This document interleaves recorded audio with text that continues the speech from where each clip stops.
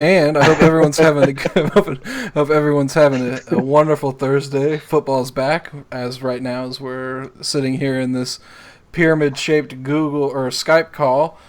Looks like Brandon Marshall's hurt on the field and not the one in New York. So tonight I am joined by everyone actually: James, Alex, Garrett, Brian, and Kyle. Everybody's here on the call tonight. I know we said we weren't going to do one until next week, but then I realized my timing was all off. I figured we had enough time to do one and then wait before the actual season starts. But no, the season starts in 3 days. And we just got to get these takes off. I mean, I just think that's just what we got to do. How's everybody doing tonight? Pretty good. Good. All right, good. All right, so let's go. I want to start it out with the hot take right away. We're going with the injury worry meter. Worry meter out of 10. Andrew Luck. James, what's your worry meter at? 3. Alex. We'll go with the 2. All right. This is good. Garrett? Yeah, 3. All right. I'm liking it. Kyle? 8. Yeah, there we go. Okay, so Andrew Luck is hurt already. This is like 2015 already. All over. Kyle, it's a one-word answer. 2015. Luck comes out as clearly hurt week 1, playing terrible, and here we go again. I didn't realize we were allowed to adjust for Brian. Yeah, I didn't. Brian, worry meter. 4. Set the bar a little high. Kyle set it at 8, man. I can't take him realistically. Get on my level, Brian. The thing is, the news itself, the things that are being said about him right now, they aren't really that concerning. It's just the fact that the last time we saw him, he wasn't healthy. In the regular season. Yeah. Because he looked okay in the preseason. Yeah. But yeah, I don't know. I'm not worried at all. I don't even know. I'm not even going to give this the answer. You guys are all fools for listening to me. I mean, it's not. I don't think it's a big thing. I mean, he didn't look hurt. Maybe his shoulder's a little sore. Maybe he slept on it wrong. Who knows? Maybe he got a big hug from his little gymnast girlfriend, and he's a little sore about it. I don't know. Maybe he was. Maybe he turned too many pages from reading too many books for his book club. You're right. Maybe he had a big one. Maybe the next book club book is like the Similarian or something, but you can only buy the hardcover edition.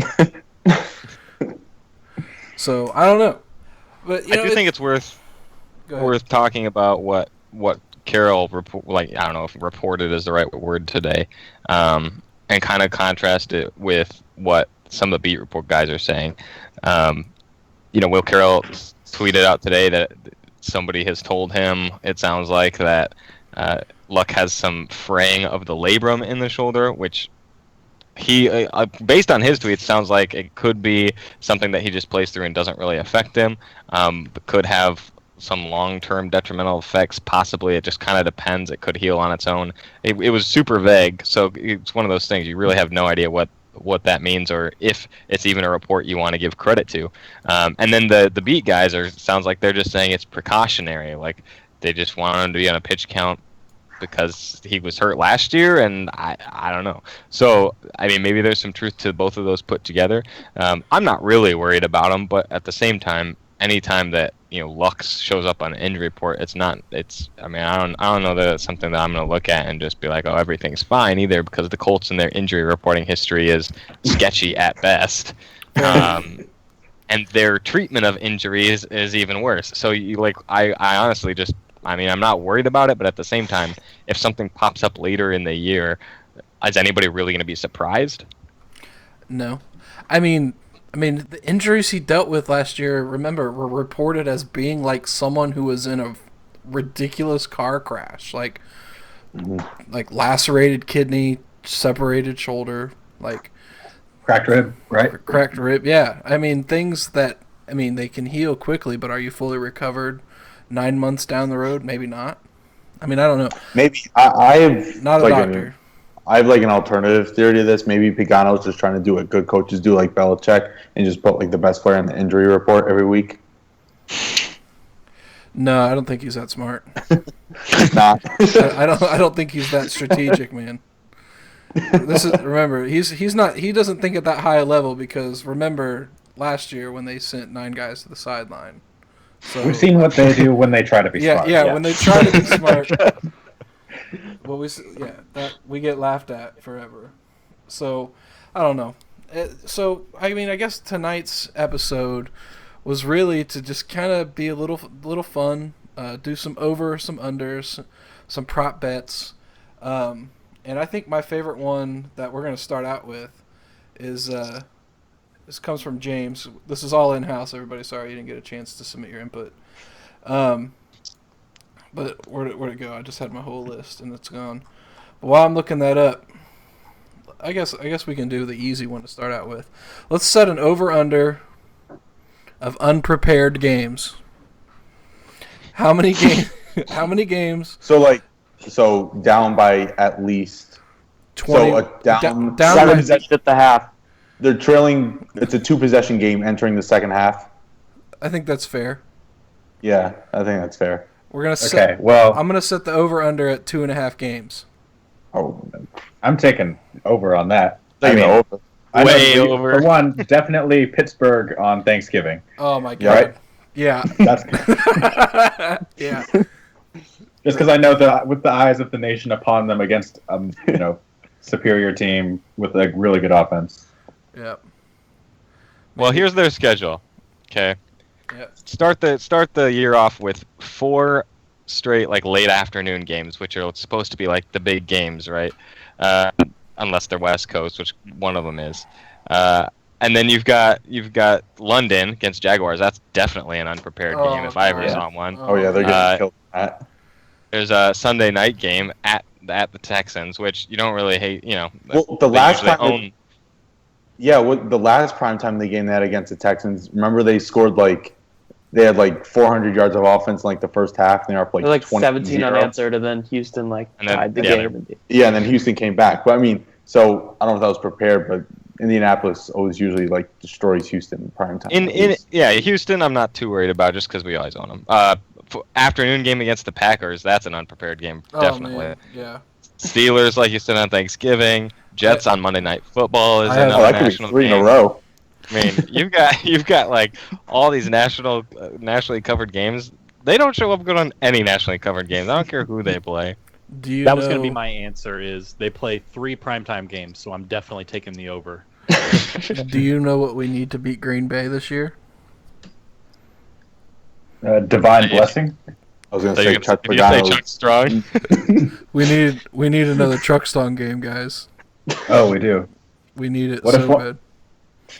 But maybe not Chuck Are you Stone. alluding to that South Park episode No. where they try and get cancer so they can smoke pot, and No. so you're trying to think No, of something of course, crazy so you can obviously. get. Of course, I'm not wishing cancer on anyone, Brian. Jesus, man. Man, of course. No, not alluding to Podcast that. got dark. I'm not alluding That to wasn't- that at all. I don't even remember that as the Chuck Strong game. I remember that as just the Reggie Wayne and Orange Gloves game. Mm-hmm. That's fair. I don't even remember why, even though it was for Chuck Strong. Yeah. That was a Truck Stone game, guys. I was there. It was great. I think we're all taking the over on that one. That's got okay. So if you don't want to set the over under at 2.5, where are you going to set it at? We were just going through the games. 5.5. 5.5. 3.5. Yeah. That's fair I was enough. thinking 4 games. I was looking at it. I was going through it, and I think there's going to be about 4 games that, not necessarily that they're going to be down double digits, because the Steelers, almost no matter what, they're going to give up a lot of points to the Steelers. But those games where they should be up and they just come out and it makes no sense why they're down by a bunch of points. So I was looking at at Tennessee, seems like one that they're going to randomly give up 21 points in the first quarter. Yeah. City. I can see that. Okay, here's the next one. We're going to go with total wins, and then we're going to go division wins. So total wins, I'm going to set the over-under at 9. You know what? I'll set it at 10. Let me set it at 10. You got to do 9.5. 0.5s. 9.5. Yeah, you got to do 0.5. Sorry, 9.5. Yeah. Over-under Which is- season wins, 9.5. That's actually the Vegas line too, is 9.5. Oh, there you go. Boom. All right, I'll go first. I'm taking the over. I have the Colts going 10-6, so just over that. I have them going 10-6, but the smart money is definitely on the under, so I'll go under. Yeah, I'm taking the under. Under. Really? I'm taking the over too. I think Optimism 2016. Low expectations 2016, James. Yeah, I already messed up my whole brand. They're so confused. I think I'll take the over. Ooh. I'm gonna go. Why? All right, we got a split room. We got split room, and I'll okay. I mean, we're not split by much. I mean, if for anyone who's taking the under, are you taking it at 9-7? I mean, Pretty 9-7, much. 10-6. Yeah. I'm thinking 9. I could see 10 wins, but I could also see 6 wins. That's the thing. It's a cupcake schedule. It is. Oh yeah, it's a good schedule. I mean, it really is, because we play the NFC North, right? Yeah.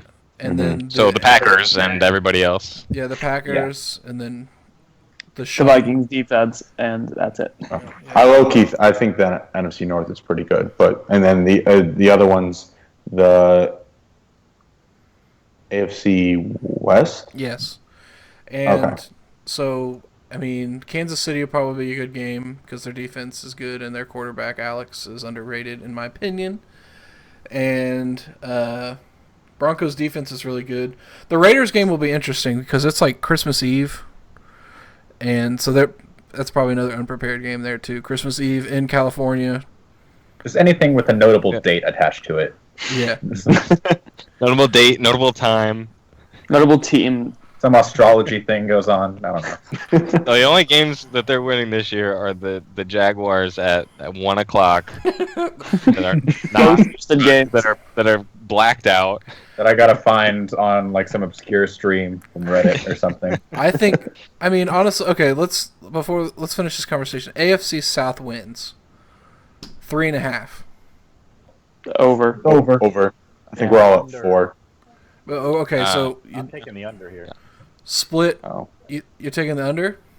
I think they split all 3. You think you split all 3? Okay. I think they beat the Titans twice, and they split. Yeah. I think they split with the Jags and the Texans. I guess that's like the biggest discrepancy between like the 9-7 group and the 10-6 group is that one Titans game. Whether you think the Colts can sweep the Titans, because I think. I took the under, but I think Titans is. I don't buy them yet. I think they're an easy sweep, or not easy, but because Derrick Henry's gonna destroy us. But other than that, Houston, I think we have Houston's number and have had their number for a bit. Even last year when they were the division champions, we fought with them fairly hard with Matt Hasselbeck and nothing else. So that was the IV game too. Yeah, that was the out of the hospital game. So I'll take the Colts. That's the Chuck Strong game. I'll take the sweeps of Houston and Tennessee, but Jaguars will get us in London. See, I think I disagree on this London thing. I don't know why, but I don't think. I mean, I just don't. I feel like we got them in London. I think they beat us at home. I don't know. I think it's definitely to our advantage because that's their home game. Isn't like London like a home game for the Jaguars? Yeah, but you don't. But like at their home games, if you guys have ever watched the NFL games, I mean, it's like a hodgepodge of teams. Like the jerseys range all the way from Brett Favre to Ben Roethlisberger and in between. It's not like I see all these home field. I see all these Broncos jerseys at the Colts games. I don't know why. Yeah, man. I mean, it's definitely to their advantage that the Jacksonville game is in London, but at the same time, it's like it's not like it's an advantage to the Colts to have to go to London either. Like, I don't know. No, I mean it's not. No, I don't think it is, but I don't think it's a disadvantage that it's in London. I think it's equally bad for both teams because they got to play at 9:30 in the morning with some weird sleep schedule stuff that they got going on. Mm-hmm. So which coaching staff can better prepare their team to go to London, Gus Bradley or Chuck Pagano? Man, that's a bad question. If they both successfully navigate their way to the stadium, I'll be surprised. Yeah, that's a fair question. I think the answer to that is Bradley, just because the players have done it before, so the players can ignore listening to their coach and figure it out for their own, and probably do a better job just based on experience than either. I actually visited London this year, and on my way over there, taking various flights, switching, I was just multiple times. I thought to myself, Chuck Pagano couldn't do this. When week 4 comes around, we need to have special London correspondent Garrett on the phone. No, we need Ollie. We need Ollie. We need Ollie. Yeah, but Garrett's made the trip, and that's the biggest thing here. Yeah, some travel tips. Yeah, Ollie's gonna be at the game. He's got tickets. Over under 1 hour late, the Colts are for that game. The Colts are just now arriving to the stadium. Kickoff is in 42 minutes. I can see it now. Is that really that different than a typical New England playoff game for Providence? Yeah, same. Just the New England. It's just the new part. All right, let's see. We got these fun things from James here. Okay, this is a good one. Vontae comes back. I'm going to put the over-under on what they said. Well, they said 4 to 6, so we'll do 5. Over-under, week 5, Vontae Davis comes back. Brian. Pound in the over. Over. Always take the over. You gotta take the over. Yeah. That. Mm-hmm. In these situations, yeah. Yeah, it's a Colts injury report, so you can add like 3 weeks. Well, and you look at that. If they said week 5, right? If that's the target, week 5, that's a home game against the Bears. The next week is a division game in Houston. Just considering how much their playoff chances are going to hinge on winning the division, they're going to put a primer on that game. Fair. All right. That's pretty good. All right, here's a good. Eric Walden ejections. They changed the personal foul rule. So let's set the over/under on Eric Walden ejections at 1. Is that the personal foul rule 2? Is it automatic? Two technical fouls and you're out. I'll go push. It's 1 ejection. I think that's fair. I think he's gonna headbutt somebody again. I don't know. I think I'll take the under. I think Pagano's not going to let him do that. He sure stopped. Or do his best. He stopped him the last time. Who did he hit? Didn't he headbutt Delaney Walker? Sounds right. How dare he? Delaney? Yeah, it was Delaney. It was Delaney, and he headbutted. I knew it was AFC South. And Eric Walden. Yeah, it was Titans for sure. It was Titans because the dude had his helmet off. And he headbutted him with his helmet on because he's such a scumbag. That's awful. Oh my god. So stupid. Oh my god. Yeah, I'm taking the over on this one. All right, let's go with Andrew Luck touchdowns. This over/under was set by Kyle, 32.5. Under. I'm going over. If it was like 30, I would take. I think it's like right between 30 and 2. So I'm going to take the under on that. Actually, I'm probably thinking 31 or 32.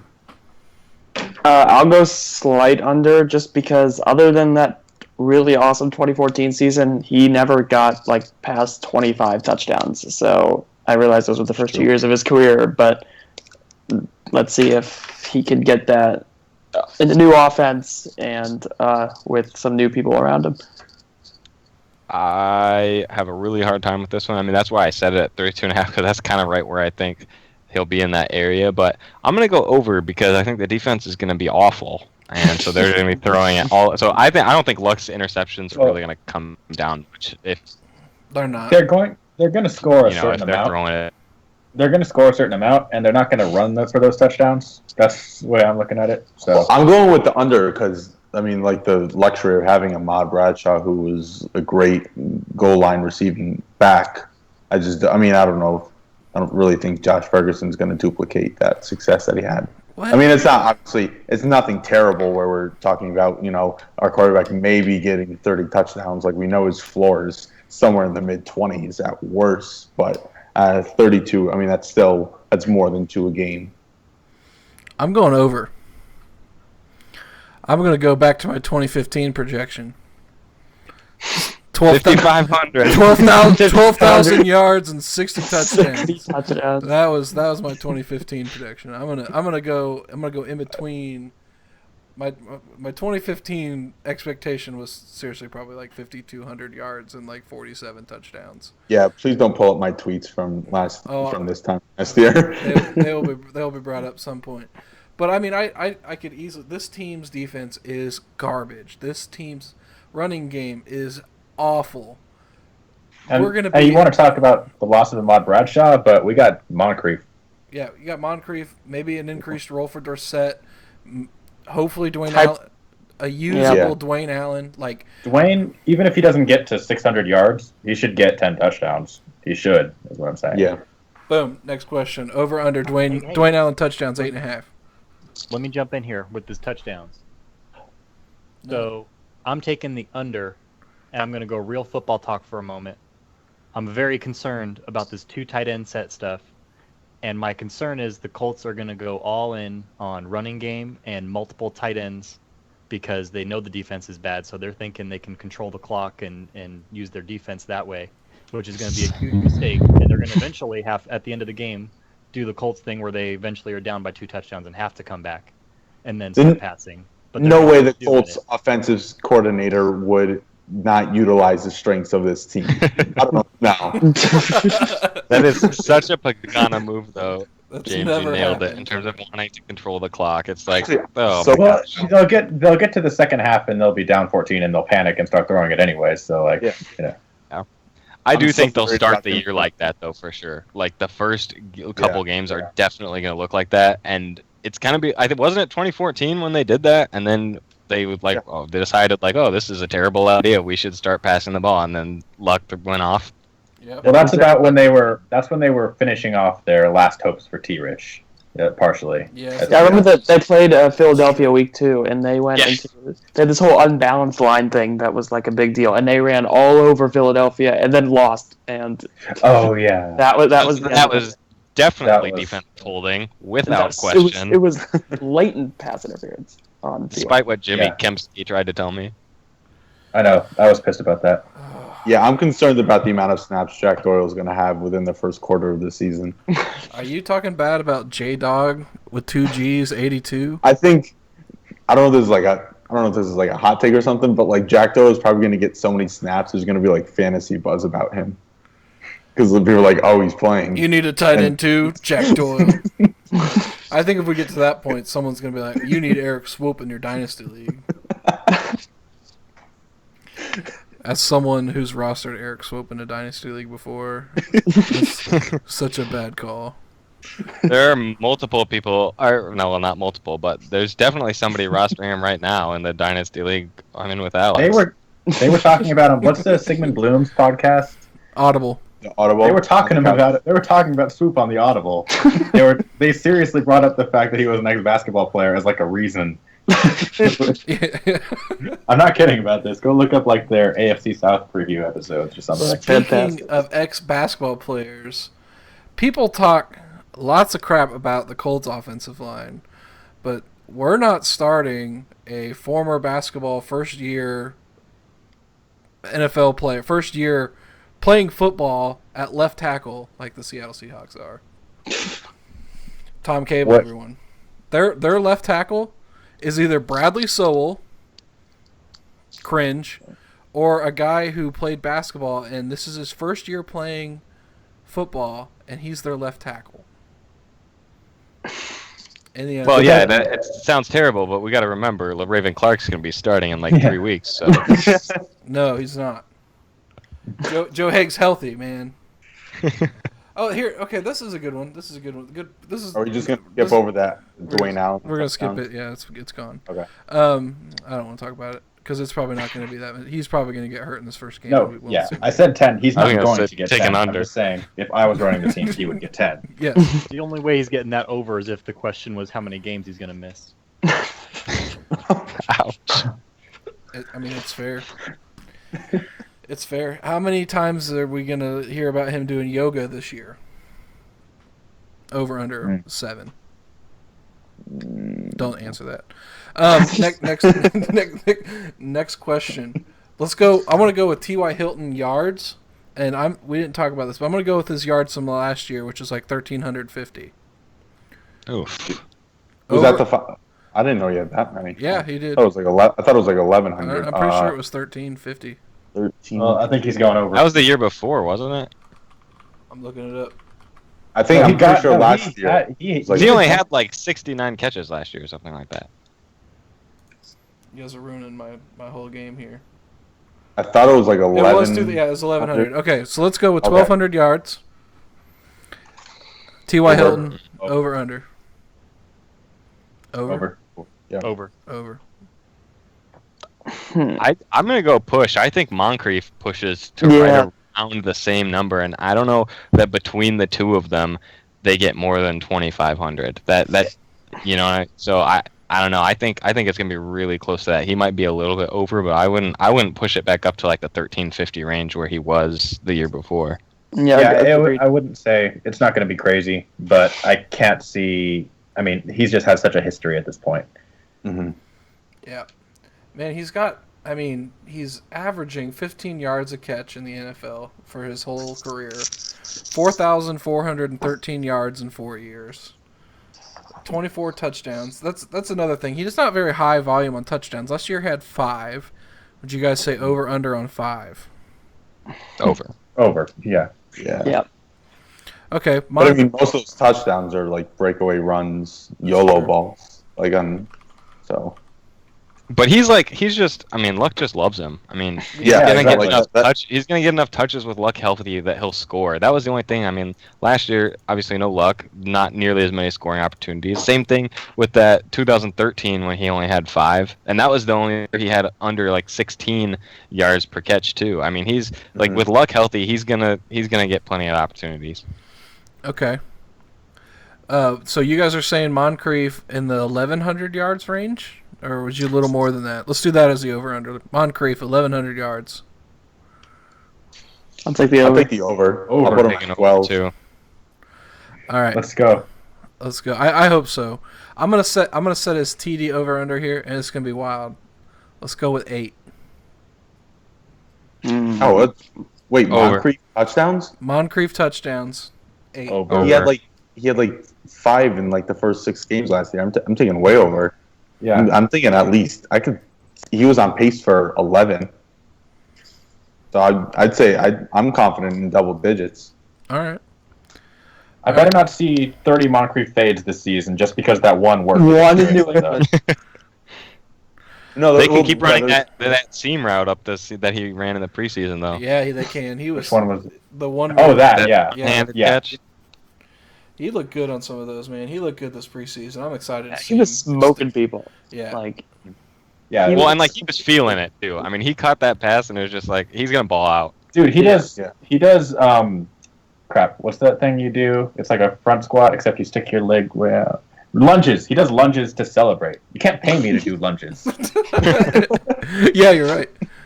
You're right.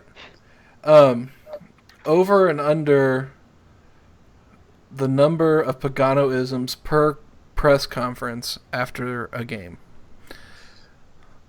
22. 22. Can I say that? I think we're getting talking about Pagano-isms is kind of like a Colts Twitterism almost now. It's fair. It's like a meta cliche. You know what? We don't have Riverboat Ron, so we can't talk about that. We've got unprepared Chuck, underprepared Chuck, and his rolling ball of butcher knives. What was that, James? I couldn't hear you. Up Chuck. Unprepared Chuck. There you go. There we go. Good. Hey, there we go. Up Chuck. Pretty good. That's so perfect for when those games happen. That'll be an up Chuck game. And then the games where they come back and win is a Chuck Strong game. There we go. Which you can get both of them in the same game. Yes. It's true. Up Chuck first half, Chuck Strong second half. Hopefully. I guess I'll take the under on 22. That seems like a lot for one press conference. I don't know who's counting these, but I would like to buy them a beer because they're going to need it. We can get Stephen Holder to do it on his podcast. Chopping wood. I think sitting through all those press conferences has had like some sort of deteriorating effect on the minds of our beat writers over time. You know we can count on Heath Mathias to do it. That guy. Every shot is in. So Heath, we need you to pull us out. You know who we could honestly really get to count Pecanoisms per press conference? It's Brent. We could. I mean, we could put Brent on He'd that. do it. He would do it. He does whatever we tell him to. He does. You know what, Brent? I know you're going to listen to this at some point. Because we'll tell you to. Yeah, I hope your knee's feeling better. All right, let's go. Okay, love you, Brent. Yeah, we love you. Don't Brent. stay up too late. Yeah. Let's switch to some defensive players. Robert Mathis had 7 sacks last year. Over under 7. Ooh. Over. I'll take 8. Under. Under. Yeah. I'll take 7.5. He'll get an assisted sack. I'm taking like as small of a leap. They'll all be assisted sacks. Yeah, this is gonna be right. The defensive line created all the pressure. Then Mathis just lucked into this, but I'll go under. I'm taking the over. I'm taking the over. I'm taking the over too. I still think he's good. Like, I mean, he's old and he's not that good, but he's still playing out there well. Watch the games at the end of the season. He played really well. That's true. I have not done that, so maybe I should defer to you on this. No, I mean last year was the first time he'd had. I mean, he had 19 and a half. I mean, obviously that was before his injury and stuff. But I mean that was only 2 years ago or 3 years ago. I mean, that's just like. Well, that's the difference between 31 and 34. Yeah. How old is he now? 35. I just feel like he can patch together 8 sacks. Since nobody else is getting them on this team, like he's like you said, he's gonna walk into some of these ones that just get pressure up the middle from some of the defensive line or something. I don't know. Like the only thing that would point me off of that would be the secondary is gonna be so bad that the quarterback might be getting them out quick enough that he doesn't have a chance to get there anyway. But I mean, he's got to get he's going to be playing against Jack Conklin at least for some of them. You have to think. So I mean, I'm liking his odds there. he does have to play him twice. Yeah. All right, let's go with Trent Cole, and I'm going to set his over under really low. 4 sacks for Trent Cole. See, I'm going to take like you're setting. Yeah, I got to go. Yeah, like 5 or 6. I could see just the amount of snaps he's going to get. Yeah, Cole. I think Mathis is the better pass rusher at this point, but Cole is still the better player, and that's going to get him on first and second down. That's true, because I imagine that first and second down is Cole and Walden. That's what it was last year. Yeah. Mm-hmm. So legit, the God comes in. But Mathis hasn't even, he didn't play in the preseason. Has he practiced? Do we know? Yeah. Okay. A little bit, but He's practiced some because they were talking all about. I mean, he's been talking all off season about how good he feels. I mean, he's practiced, but I don't know at what capacity. Yeah. All right. I'll do one more. We'll do one more over under, and then we'll talk about the Lions. What's a good one? Where's my list? In-season trades. This is good. That's a good one, James. 0.5. I'll go over. We made one every year since. Yeah. I would think 1.5 would actually be a tougher decision, but yeah, I think at least one, somewhere on defense. Probably a defensive back. Yeah, you got it somewhere in the back 7. That's fair. When it comes to week 5 and Vontae still can't play, that's when the in-season trade's happening. The return of Greg Toller. Doesn't he play on that Washington team? I believe so, yeah. You know who we need to get back? Josh Gordy. We need what is it? Just go down the line of the past 5 years. Marcus Burley, that's what we need. Oh yeah, Marcus. We need Marcus. Oh yeah, Seattle signed him. People freaked out, and then they let him go. Right. Because it wasn't we good. traded it for a 7th round pick, and Colts Twitter got collectively distraught. And he's gonna be an all-star. If the Seahawks think he's good, he must be good. Yeah. All I gotta say about that is R.I.P. Luchez Purifoy. Luchez. Oh. Somebody Marcus Robertson. Told me Cassius Vaughn is available. Yeah, That's such a Cassius thing to do. Let's just bring him back. I think that's what we need to do now. He knows the system. I'm going to take the under on this one because I think they're serious about this rebuilding. I don't think they are trading. I don't think he feels like trading away any picks, and nobody does player-for-player trades really. So I'm going under, the lone under. Okay. I mean, that's fair. All right, let's talk about the game on Sunday, 4:25, at home against the Lions.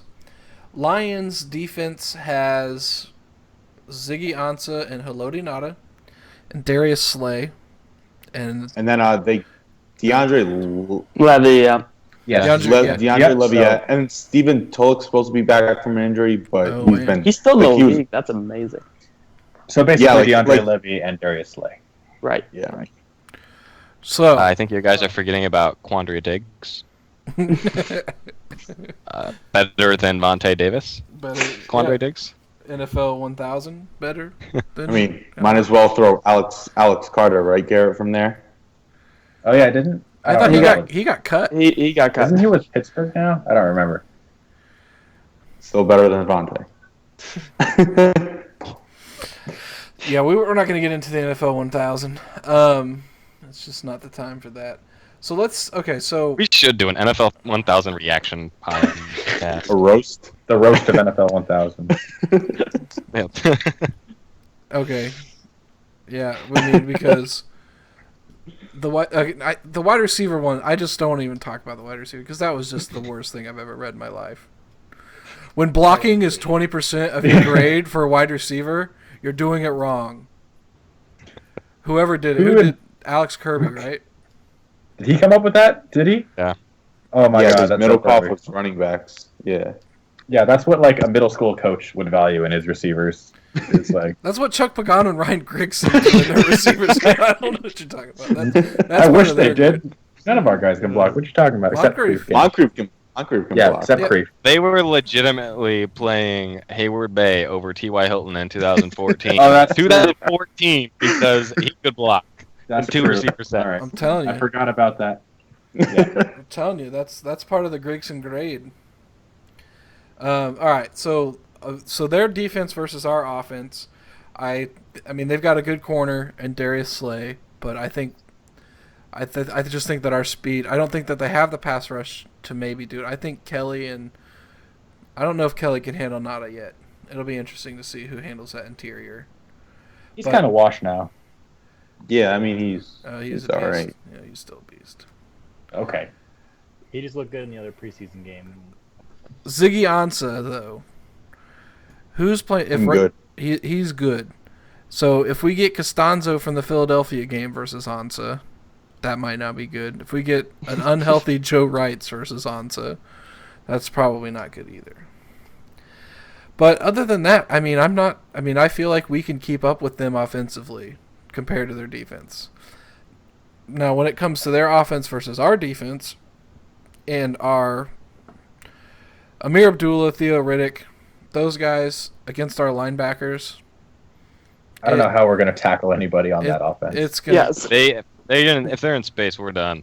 Yeah, Tate's not going to get tackled. I'd like to think that they have the perfect offense to beat us, but then you realize that any offense could pretty much beat us at this point because we can't cover tight ends, running backs, or receivers, and they can't rush the passer. An incredibly athletic player and a very talented player at all three positions. So Eric Ebron is going to play on one knee or whatever. Ankle. He's come back from an injury that people thought was going to keep him out for the year, but he's going to come in and, of course, get about 5 catches for 100 yards. Just think about how stupid Amir Abdullah is going to make Co Moore look. We should do an over-under on broken ankles from the linebackers against Amir Abdullah. Is he even going to get carries? I don't think so. Really?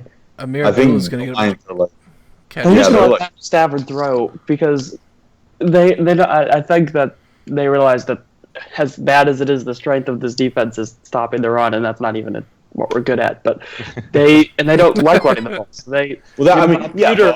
they're just gonna throw. Abdul's gonna get There's touches. 7 targets. He's a receiver, and Theo Riddick. I mean, he's played a bunch of slot receivers. So I mean, Theo they're running back. He catches last year, and he's going to get about 15 against the Colts this year.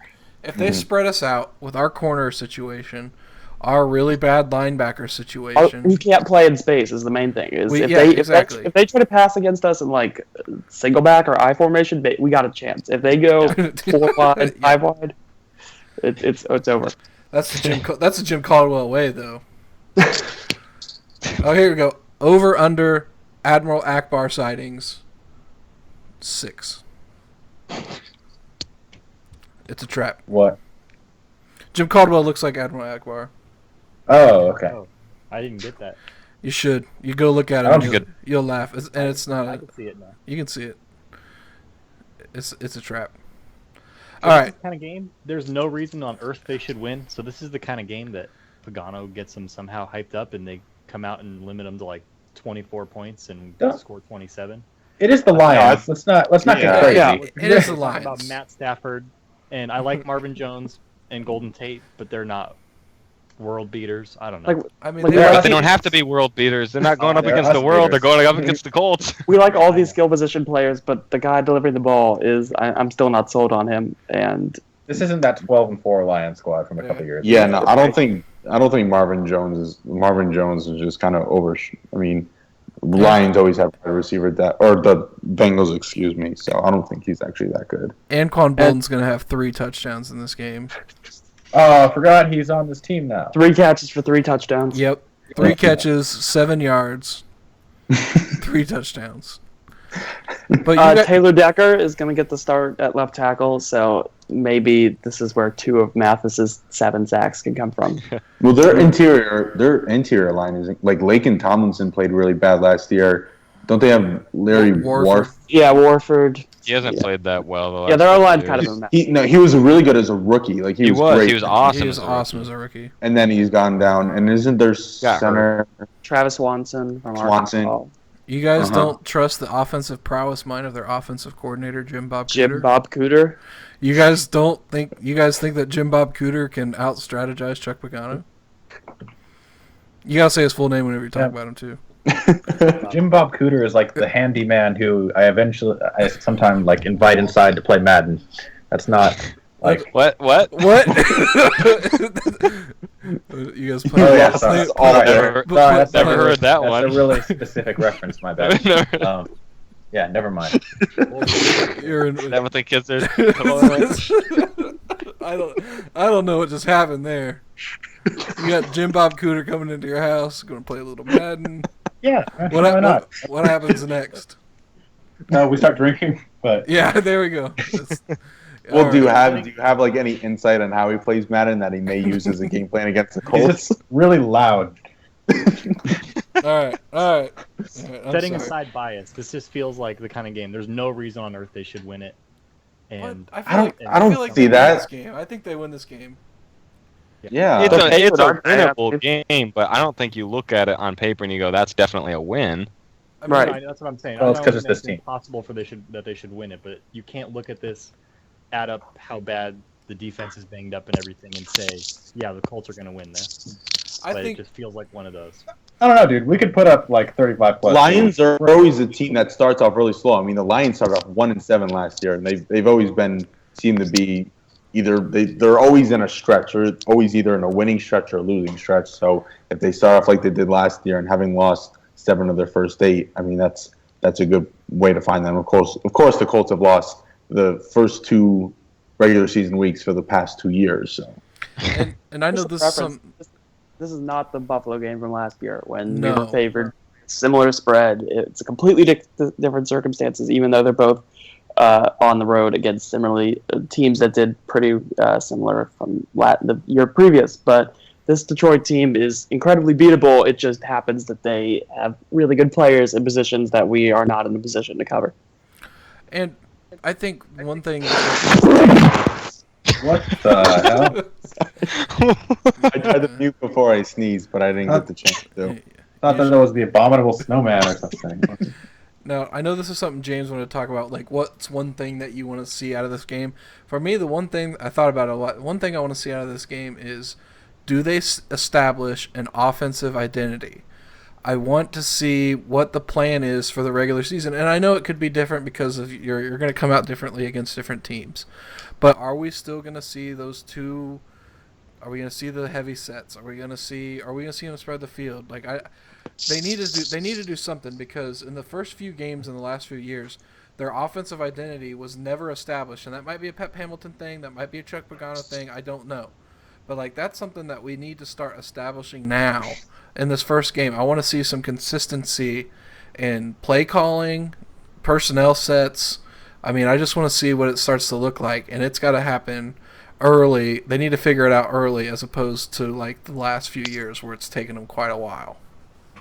But that's gonna happen. Yeah, no, I mean that's always what we want to see, and it just I don't know. I think it's a Pagano thing. Yeah. The management in this team is pulling one direction, and the coaching is pulling another, and it's leading to nowhere. So they're going to muddle around and be confused for a while, and then maybe switch to something that works and win, or maybe not. I blame Jim Irsay personally. Can we hold him responsible for anything at this point? I mean, yes, because shout out Kalen Irsay. Yeah. Let's get them involved. We need to get them involved more. The three sisters, because Jim Irsay had them, according to this meeting, this presser, or the whatever conference they had. He had a meeting, a 90-minute meeting with one, a 90-minute meeting with the other, and a 90-minute meeting together. He could have just been like, you know what, you guys might be singing Kumbaya here, but it's not good. But he didn't do that. And Chuck's Day. Yeah, hashtag Chuck's Day. All you people, I blame you. Here's what you get. I don't know. We're not gonna blame Jim Irsay, but I mean, I think that this game. I mean, I think if we can come out and the game against the Eagles, when we started the quick passing, we started moving the ball. I just want to see that. I want to see more of that. So I hope we see it, because if not, this team's going to be boring. The thing with this team is you can come out of this game and lose and blame circumstances, because you've got three of your what's supposed to be starting secondary out, with Vontae, Butler, and Gathers. You've got a lot of you've got like four of the defensive backs that are on the roster right now, or four of the cornerbacks weren't on the roster when training camp started. So the Lions have the personnel to take advantage of it, and they're, like we talked about, the running backs are the kind of personnel you want to take advantage of our lack of speed and space. So you can come out and lose this game and blame it on circumstance, but if the offense looks bad, regardless of whether they win or lose, they should be held accountable. It doesn't really mean anything, but like they should be blamed for it, because they've had all summer to prep this offense with skill players, with an supposedly upgraded offensive line, with a new system, with a new offensive coordinator. So the offense should be ready to go. Will it be? I have my doubts, but I mean, regardless, win or lose, the offense should be ready to go.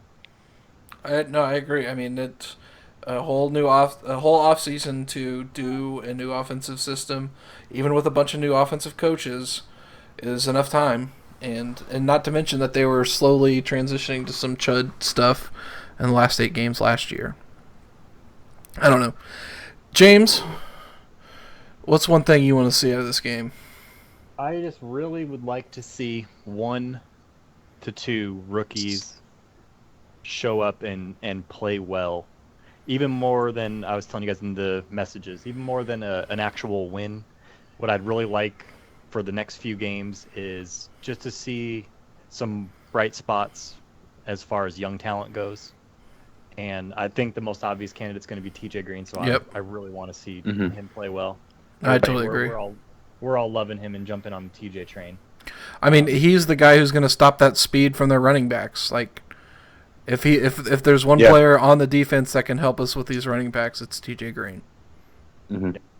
So seeing any of them, particularly defense, but I'm thinking Green especially, play well, that's what I'd really like to see. Alex. Oh, to that point, just really quickly. That's at least last year. That's not their strong safety or was not put in a position to unfortunately cover these running backs because they really trusted their linebackers to do that, and so maybe we could slow down the Ebron with TJ Green, but I'm really worried about these linebackers covering these running backs because I think that's what we're going to see most of the time. Let's see. One, two. We've touched on it a lot, but I really want to see what Moncrief does in his first game because this is a secondary that's beatable in a lot of ways, and if Slay gets put onto Hilton for a lot of the game, then it could be a coming out party for the ages because this game figures to be high scoring, and the Colts are going to have to pass to stay in it, and if Moncrief can continue the momentum he's built for himself in the preseason, that could mean an incredible performance, at least in the context of what he's done so far in his career. It's fair. Garrett. Jay kind of stole my answer because I really just wanted to see Green light somebody up at one point. Could be Stafford. That'd be nice. Yeah. I don't know. Whatever Theo Riddick or Golden Tate highlight reel comes out of this game, I'll watch that. We're going to get, after this game, you're going to get, buy now, Theo Riddick, fantasy, you need him. You got to have him on your team, start him next week. And I was like, no, don't, because our linebackers are literally garbage. Brian. Oh, yeah, also quick memo. If you are a fantasy player and who isn't in any too serious leagues, don't start players who are playing the Colts because you're just going to have a miserable time, and it's not worth it. Thank you for that PSA. Brian, what's one thing you want to see? All right. Well, there's two things. Well, the first one is C.O. Moore. C.O. Moore is the starting linebacker on this defense now. So I think that's going to be interesting because we literally know nothing about him. But I guess like my main thing I'm focused about is I want to see where the wide receivers are lining up. I know Garrett was talking about it, and a lot like big national media has been talking about it. It's like how they've been moving around in motion a lot, and I know we've seen a lot of success from T.Y. Hilton when he moves around in motion a lot. So I think that's going to be interesting. I know we're thinking he's going to be in the slot mostly with Dorsett and Kreef on the outside. But I want to see, they use Kreef a lot in the slot. But like after Luck went down, they started using him in the slot more, which is kind of weird because you would think they would do the opposite of that. But I guess I was just trying to generate more offense. But I just want to see where the wide receivers are lining up. If it's two on one side, one on the other, if they run some trip sets, and where they put tight ends in comparison to where the wide receivers are on the field. I hope they don't huddle too much this year. That's one thing we haven't mentioned. That's true. Yeah. Andrew Luck's got to take more control at the offensive line. Like he's got to be out there audibling. Like I know he does, but like I want to see him run this offense. Yeah, and run it, not walk it. When we talked about earlier, like James said it, they're going to try and slow down the game and ball control to try and protect Luck, but they should do the opposite. They should go no huddle. They should go no huddle, and they should because the defense slows down when you go no huddle. They can't be rushing the passer right off the snap every snap for 70 snaps a game. Like they can't. And you're going to get so many more vanilla looks on defense just because they're not calling a zone blitz, or they're not calling a lot of stunts on no huddle plays, especially depending on the context of the game as well. But like you're going to see a lot of cover one, cover two, basic, 4-man pass rush looks. And if Locke is as cerebral as people keep saying he is, then this would play to his strengths a lot. So I'm not sure why the coaches refuse to let him do that on a consistent basis. No huddle is just generally preferable to huddling unless you've got like a really strong ability to actually control the clock and just wear down your opponents with well-executed, well-planned blocking plays. Like that's what Stanford does in college football, but it's not really applicable otherwise. Or if you have a bad quarterback. Something we know something about. Kyle, can you do? You got yours? Yeah, I would say, outside of the identity thing that we already talked about, I would just say that the the defensive line, I'm excited to see. I'm excited to see like Kerr to see if he can take some of that momentum from the preseason and use that because that's the only way like when we talked about the defense. That's the only way they're really gonna, I think, slow down this offense is if they can get pressure on Stafford and make him make bad decisions. So I think if they can collapse the pocket a little bit, the only way that they can stick with them. Do you think is Henry back? Is he playing this week? No. He's not. Langford isn't either, right? Both of them are out. Langford's, I think, a game time decision. So, all right, T.Y. McGill show. So we're going to get a lot of Perry, T.Y., Kerr, Hassan.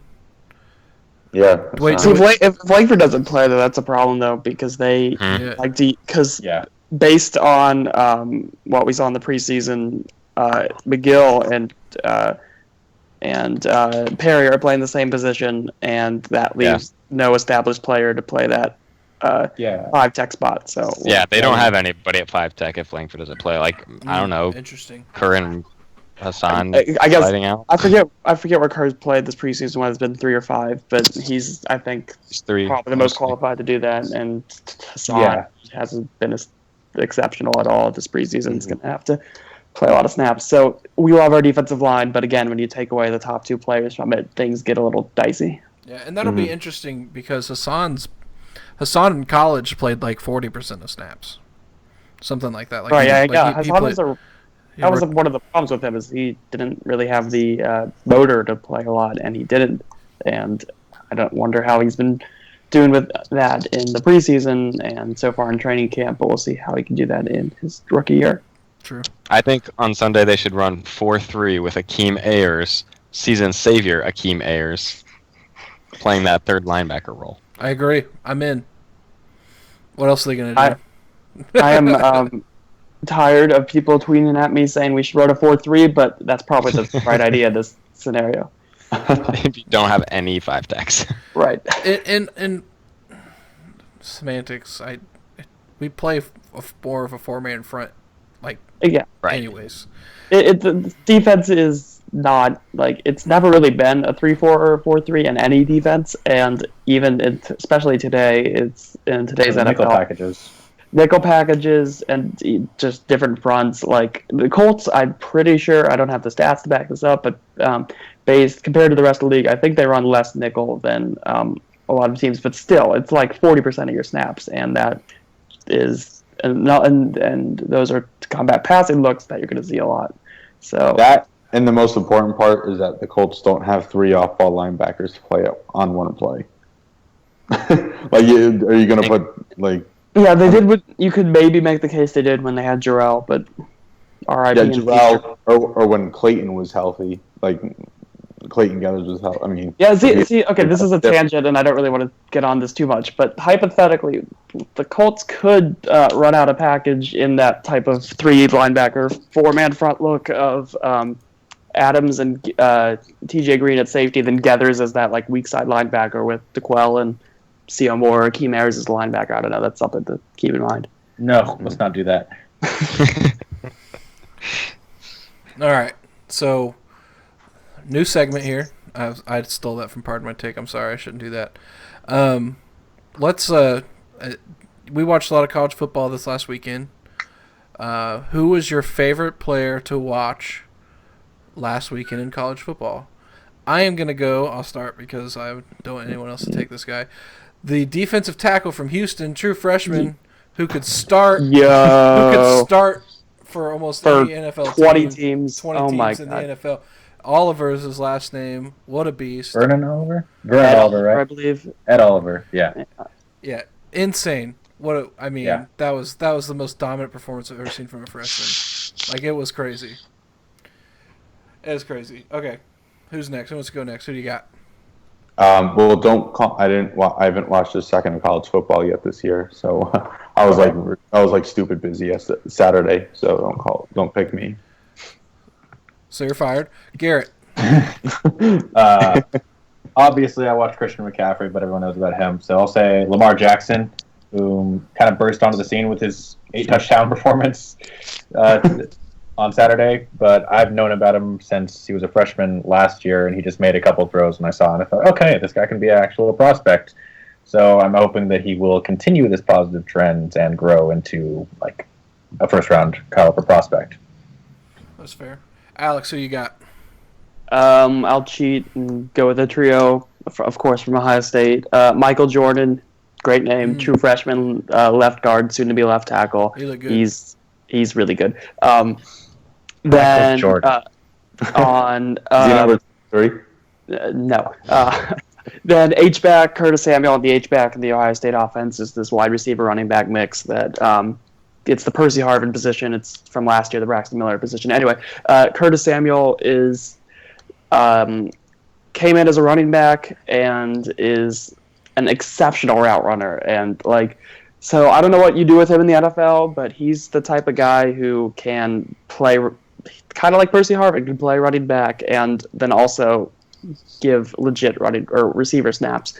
And then Malik Hooker, who made the single best play in college football so far this season. I know there was that crazy Houston catch when he was parallel to the ground, but Malik Hooker made not only did he have a one-handed batting interception to himself that was crazy, but he had another one where he was in single high on the other side of the field, read the play, and showed just this insane rage to get all the way over there and put himself in position, made an interception. And anyway, he's really good. James, did you watch any college football? I've watched 10 seconds. So What's wrong with you people? Jesus. with my one player, well, all Colts fans this year should be watching every defensive end / edge prospect there is. But, Dalvin Cook is awesome. He's cool. I like that guy. Good. He is good. Good running back. That'd be my favorite running back in the class. I think others that might be better. He's just my favorite. I like him. I think I tend to agree. Oh, Chubb's back. Yeah, Chubb need to announce the triumphant return of healthy Nick Chubb. Actually, I don't even think he's 100% yet, but he's still definitely good enough to be. Yeah, he ran all over a pretty good UNC defense. So yeah, he looked good. Kyle, did you watch much college? Just a little bit, but just two players that I liked watching on this weekend and that I look forward to watch all year just because they're in the Big Ten around here, so I'll see them. Is a pair of running backs, Mike Weber and Saquon Barkley. We're both really young and both very good in different ways, but I like watching both of them a lot.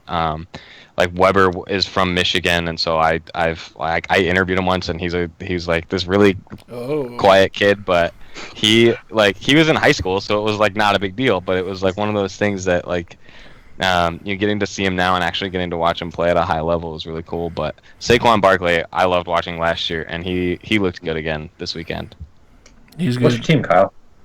What? Do you have a college team? No. Oh, okay. Me neither. My fiance is a big Penn State fan, so I end up watching Penn State. But well, that's cool. You get to see Barkley. Yeah. I don't He's have the lone bright spot. I don't have a college team, but I live in Georgia, so I get to root for whoever the SEC team is playing the game. If there's an SEC team on, that's who I'm rooting for, even if it's both of them. I live in Georgia. It's such a weird thing, man. Until you've actually experienced it for yourself, it's so weird, man. I'm telling you guys. You walk in, people in my company, you walk into their office, there's the Nick Saban shrine on the wall. They're offering sacrifices to it on the daily. There's candles. There's candles burning on either side. I'm telling you, he's taking those sacrifices too. Nick Saban could walk anywhere in Alabama and shoot someone in the face, and people would be lined up to say it was them and not Nick Saban. If Nick Saban wanted to run for the governor of Alabama, not only would he win, he'd be elected in Georgia and Mississippi too. That's just it's wild, guys. I'm telling you, it's fun though. All right, guys. There's one more question I want to ask. We went over the Colts. This is way back. We went over the Colts season predictions. Does everyone have the Colts winning the AFC South? Because I think the Texans are going to be legit good this year. So I think the Texans go 11-5, and I think they beat the Colts for the AFC South. I just didn't know, we were talking over and under, if you guys still all have the Colts winning the division. Yeah. Oh, okay. I tweeted today I have Houston winning, but Colts in a wild card contention. Yeah, I mean, I have the Colts making a wild card. I just think Houston's going to win it. You guys really think Houston's good? Yeah, see, I don't buy into Houston, but I still think they won the division last year, and they did get better. So I get Brock Osweiler isn't good. But, we can he won games against good AFC opponents with a great defense. And what does he have this year? He has a great defense. It's not the same great defense. It's a good. Houston was the best defense in the second half of the season, every major statistical category, and so many better playmakers. Yeah, but they were playing the Titans, the Jaguars, the Colts. Yeah, Denver was way better. It's not Denver's defense. But if Clowney is legit, yeah, you're all in on Clowney and Watt, and that they can do things that I guess block. I guess I am, and I really like their receive. I mean, I think their receivers are deeper than most people give them credit. I mean, I don't know much about Braxton, and sure, Jalen Strong hasn't really done anything yet, but I don't know. I like Houston this year, so I think Houston's ultimately going to come down to Lamar Miller either being not the player that his yards per carry said he was, or whether it is. Mm-hmm. I got a $100 fantasy league that needs him to be the running back that everyone thinks he is. But that's just me. All right, guys. Sunday game time. Follow us all on Twitter. It's either a pity party or it's a party. Either way, you're having a party. But we'll see if we get the up Chuck or the Chuck Strong. And I'm keeping that. That's becoming a Colts Twitter terminology from now on. Up Chuck. Hashtag up Chuck. You heard it here first on the Draft Indy podcast. And we will see you sometime soon.